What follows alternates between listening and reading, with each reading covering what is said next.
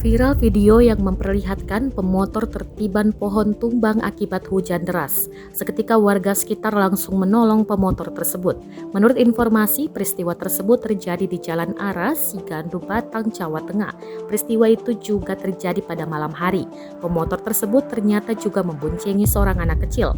Terlihat pada video, pemotor dan seorang anak langsung terkapar setelah tertiban pohon. Belum diketahui pasti kondisi korban hingga saat ini. Proses evakuasi juga sedikit terhambat karena hujan yang deras. Video tersebut diambil seseorang yang berada di dalam mobil.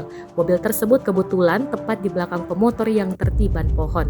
Video itu pun kemudian diunggah dalam media sosial Facebook. Dan setelah diunggah, video tersebut langsung viral. Video itu juga menarik respon netizen. Namun sebagian besar netizen geram dengan si perekam video.